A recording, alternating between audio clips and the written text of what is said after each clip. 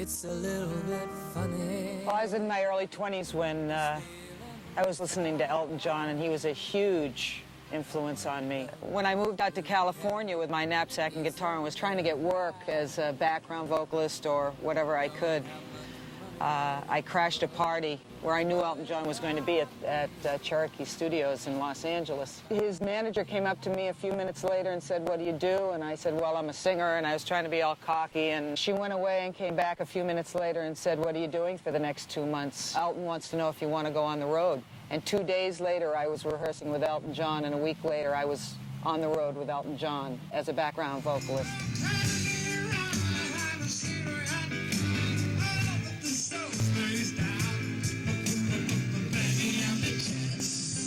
One of the best concerts that we did was in Los Angeles at Dodger Stadium. There were 60,000 people. We were singing "Don't Let the Sun Go Down on Me," and all the lighters went up at the same time, and it was this sea of fire with the sun going down. And there I am on stage with Elton John singing "Don't Let the Sun Go Down on Me." It was at that moment when I realized that my dream of being a rock and roll star or doing this in my life had come true.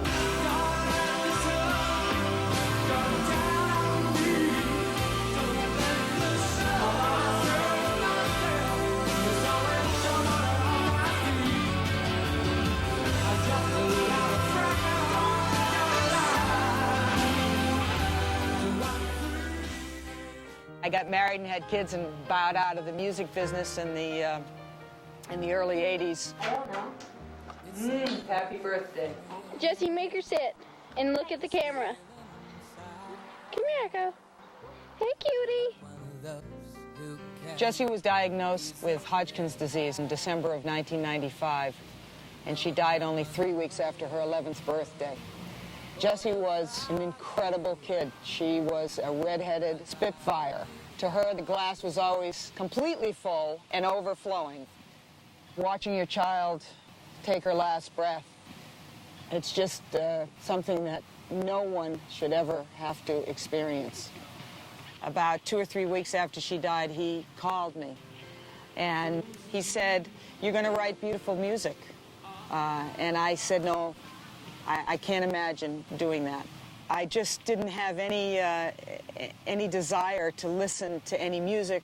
He knew because of his own life and writing about his losses. And one day I was walking around aimlessly in my house and from room to room, and I saw my guitar, and I sat down on the edge of the bed and I picked up the guitar and started strumming it, just to hear the sound of the instrument, to have some physical thing in my hand that was different than just the pain I was feeling. The song "Somewhere Between Heaven and Earth" emerged. I cursed the night I watched you slip away.